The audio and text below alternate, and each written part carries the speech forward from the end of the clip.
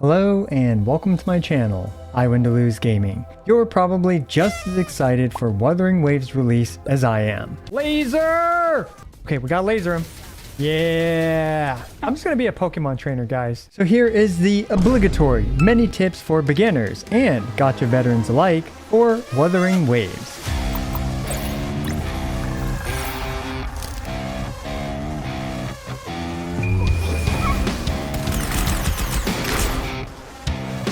If you're wondering what I've been up to, well, I've been completely addicted to Excel. Yeah, the giant nerd in me can't help but be completely mesmerized by the funnest part of any new game, math. So while I've been trying to figure out all the different mechanics while not even being able to play the game, I've also been jotting down a ton of notes, which should hopefully prove to be helpful for many of you. Now it goes without saying that this information is based on my experience with the closed beta 2, of which I beat every hologram boss on difficulty 5, pushed through part of the hardest part in the game, the tower, and just spent way too much time playing, to be completely honest. I made many mistakes and learned a lot from those mistakes. And also, my closed beta 2 experience was a fully free-to-play experience. So here are however many tips in this video that everyone should know when playing Wuthering Waves. And hey, before you skip this part, this game actually looks really good. Today's sponsor, Once Human. Once Human is bringing over its AAA quality experience from PC to mobile. QR code on the screen for you to pre-register. With over 256 square kilometers to explore, Once Human is the best multiplayer open-world fantasy survival game set in a post-apocalyptic world that I've seen. Journey through the bizarre world of Eternaland, where you'll encounter peculiar and surreal eldritch sentinels, ranging from small and nimble to haunted refrigerators to my personal favorite, a massive hexapedal bus. And everyone now can hop aboard, as Once Human is not only free to play, but it's super free to play friendly. No pay to win. Once Human will also be cross-platform, allowing you to play on both mobile and PC, and also with your friends no matter what platform they're on. But wait, that's not all. Your registration is available now for both Android and iOS. And it's already reached the top 12th spot on most wishlisted on Steam and already has over 370,000 Discord members. Just smash that link down below to pre-register today. Huge thanks to Once Human for sponsoring today's video. Before we continue, please keep in mind that this is based on my closed beta 2 experience. Things are absolutely subject to change, and if any of the advice that I've given is inaccurate, I will update it in the pinned comment below. That being said, I did my best to provide advice that is generally applicable regardless of what changes occur. Also, do check out Rivenus's YouTube channel. He's an up and rising Wuthering Waves creator, as he's been super helpful and some of the data that I reference here was compiled by him. A huge thanks to him, be sure to check him out.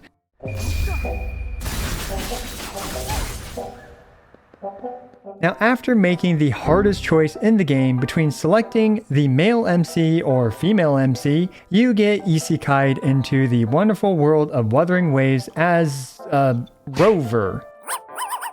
Our good girl Rover here needs to actually progress in the game, and as such, tip number 1 is regarding account progression. Similar to adventure rank level in Genshin Impact, and yes, I will be referencing Genshin Impact as well as using B-roll from Genshin Impact when it's basically the same thing because I don't have enough B-roll. Anyway, progress in Wuthering Waves is tied to your onion level. Peeling back the layers of this onion level, the most important thing in the early game is to level up your onion level, as this unlocks character level caps, increases rewards obtained from spending stamina, and allows you to progress through the actual story. As such, once you finally meet this scruffy middle-aged man at some point early on in your adventure, you're able to spend your stamina, aka Waveplates as they are called in this game. You'll want to avoid capping your stamina, as every stamina point that is capped is thus wasted and you are not getting onion experience with that stamina. So be sure to spend your stamina when possible. You get 7.5 onion experience per wave plate spent. Wave plates generate at a rate of 1 per 6 minutes or 240 per day. So with a max cap of 240 wave plates, this means that you should log on roughly once to perhaps 2 times a day to spend your wave plates. This also means you'll get a whopping 1800 onion experience every day just from spending your stamina. Another crucial source of onion experience are the daily quests, which, while in closed beta 2, provided a whopping 2000 onion experience. So spending your stamina by logging in a couple times a day and doing your dailies are critical for account progression. You'll also get these fragile resin equivalents, which right now I forgot what they're called, that provide 60 wave plates each. Personally, I recommend waiting until Adventure rank 40 to spend these for better stamina efficiency, but it's honestly not a huge deal either way. And that leads me to my next tip, which is for most players to avoid using your Asterites, aka the premium currency, on stamina refreshes. Now, I am a whale and also a content creator, so I'll be using these stamina refreshes, where you can also catch me live here wasting all my money on YouTube when the game comes out. Hey, there's something shiny. Do I need a short character or what? But for free-to-plays and most players in general, refreshing your stamina will reduce the number of pulls you're able to do. For example, if you refresh one time every single day, you'd have spent about 1500 Asterites on refreshes, which is nearly an entire 10 pulls worth of Asterite. By simply being patient, you will get more stamina and more dailies for your onion layers. But unless you swipe that credit card, you'll probably be starved for Asterites when the next new shiny waifu comes around the corner. Concurrently with Onion level, you also have a Pokédex level, where the more Pokemon you catch, the higher Pokédex level you have. In Wuthering Waves, beating up the local adorable critters, like this cute mushroom-headed toadstool larper riding a motorcycle, gives you a chance to catch them as an echo. Echoes are essentially equivalent to artifacts, as well as you're able to transform into them in combat. Alright, I want to use the golem from a distance. Yeah, oh wait, no. I couldn't turn it.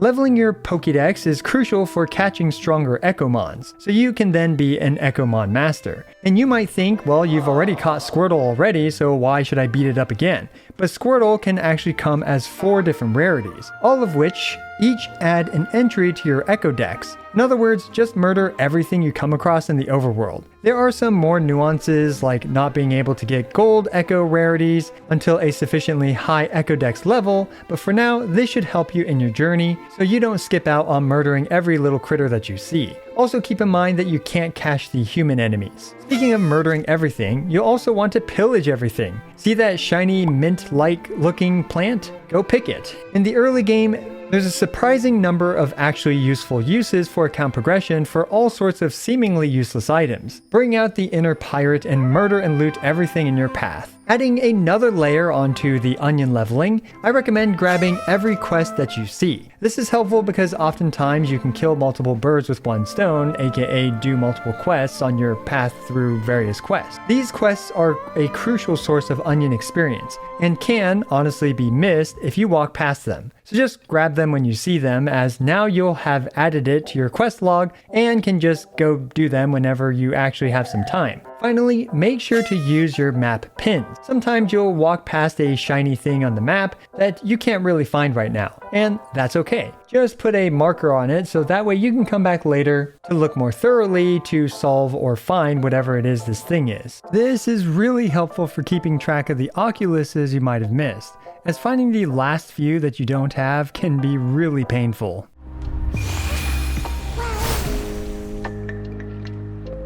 So I'll be keeping this team building section on the shorter side because I do want to make a more dedicated video on this topic. However, since not everyone who is watching this video will see that video, which by the way, you'll have a higher likelihood of not missing out on such crucial information if you just liked and subscribed, then at least some high-level tips about team building are warranted. Team building is actually quite tricky for a free-to-play player, because there are so many beautiful husbandos and waifus that you want to use, but only enough resources for literally a couple of them. In the early game, it's honestly not a big deal if you level a few characters to level 20 and don't end up using them, as going up to character level 20 is just 3% of the resources to get to just level 70. So really, don't stress too much about the super early game resources. I see a lot of people stressing out over min-maxing everything and playing super optimally, but the worst case scenario at this stage in the game is that you've wasted a few dozen stamina of resources to try something new. And by the way, this data was provided by Rivenus, and again, be sure to check out his channel for a lot of data on this game. And this advice also applies to your echoes too, which are equivalent to Genshin Impact's artifact system. Once you start getting purple echoes, it's fine to level a few of them with correct main stats. This will get you familiar with the system, and I even still used a few purple echoes at onion level 45 at the end of my closed beta 2 journey. A good purple echo with 3 to 4 good substats is perfectly usable for a very long time. Besides the tuners, which are special items that add substats to your echoes, for purple echoes are separate from the gold tuners used for gold echoes. On top of that, you also retain about 80-ish or so % of the experience that you put into leveling these purple echoes. So when you inevitably feed your 4-star echo to your 5-star echo, you'll still retain most of the experience used. My point here is, while you shouldn't go crazy leveling up every single purple echo that you find, if you find a couple purple echoes with the correct main stat for your main DPS, it's not a big loss to level them up to make your early to mid-game journey much smoother. While it is okay to experiment with characters in the super early game, after pulling your first 5-star character, I do start to recommend starting to focus your resources on who you would actually like to commit to. Because the final endgame tower mode, which is equivalent to Genshin Impact's Abyss mode, needs 3 separate teams. Everyone will absolutely need at least 3 DPS characters. And having a couple healers or buffers is also a safe bet. As such, knowing this in the early game, I recommend focusing on 1 to 2 DPS characters, and either Verena or Baiju since they are the only healers in the game currently. With this focus, you'll be well positioned to eventually dedicate some investment to a 2nd or 3rd DPS down the road, and have plenty of other flexible slots to consider for sub DPS or dual DPS setups. In other words, try to avoid spreading your resources too thin past the early game if what you care about is actually completing the harder content in this game.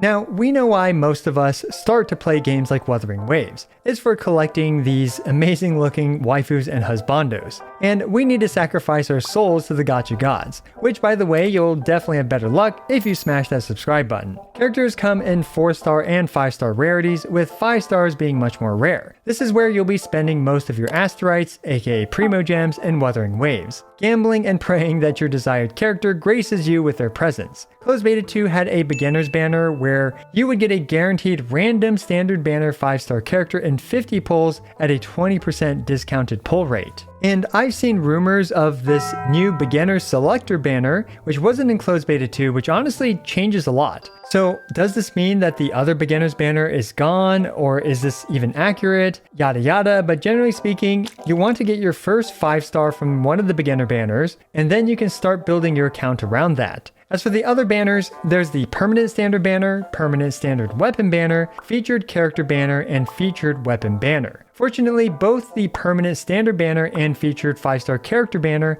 only contain 5-star characters from what I remember. For the featured 5-star character banner, aka Ji Yan's banner upon release, there was a hard pity for a 5-star character at 80 pulls with a 50% chance you'll get the featured 5-star character. And if you lose the 50-50 chance and get one of the standard 5-star characters, the next 5-star character you get will be guaranteed to be the featured 5-star character. This system is very similar to Genshin Impact's. Your pulls and pity also come over to the next featured character banner. So if you lost the 50% chance to get Ji Yan, then the next time you pull a 5-star character on a featured banner, even if it's the next banner, you're guaranteed to get that featured character. Again though, we'll have to verify this information on release, so be sure to check the comments down below. For the standard weapon banner, you can actually select the weapon you want and are guaranteed to get the weapon that you select. However, we get a 5-star weapon selector from these weapons on the standard weapon banner for free at onion level 45, so this is not a banner that I personally recommend for most people. And finally, we have the featured weapon banner, which is the signature weapon of the featured character. Although it can be used, of course, on other characters with the same weapon type. A nice feature about Wuthering Waves is that the featured weapon banner guarantees you the weapon on it. and there's no chance to get any other 5-star weapon in the game. Now, all these specifics again could change with the official release, as this was all what I saw in closed beta 2. Again, check the comments down below if you're watching this after release to see if anything changed, or heck, just look in the actual game. Anyway, for most people, it's recommended to primarily invest your Asterites into the featured 5-star character banner. Since pull count crosses into the next banner, this means that any pulls you invest into this banner provides permanent long-term account progression for collecting some of the best characters in the game, aka the featured 5-star characters. Granted, I totally understand and recommend actually prioritizing getting your first standard banner 5-star character sooner than later, as this will help you determine who you should invest your resources into sooner than later. But after that, you should really start to focus on the featured character banner.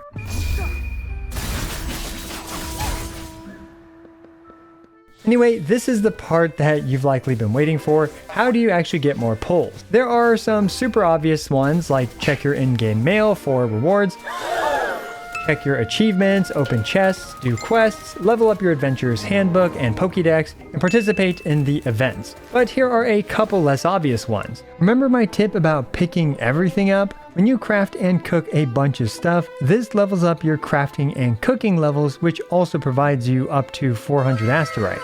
And a lot of the seemingly useless stuff that you picked up is actually useful for this reason. And according to Rivenous, who made a full video on this topic, which I actually recommend checking out, it should be theoretically possible to get a total of 90 standard pulls, 20 featured banner pulls, and over 22,000 Asterite in the first 30 days, which is around 250 pulls. Now this assumes that you do literally every quest, find literally every chest, and finish literally every puzzle within the first month to get every Asterite, which is definitely a bit too hardcore even for me. But all this information and more can be found at Rivenous' channel, so again, check him out if you haven't already.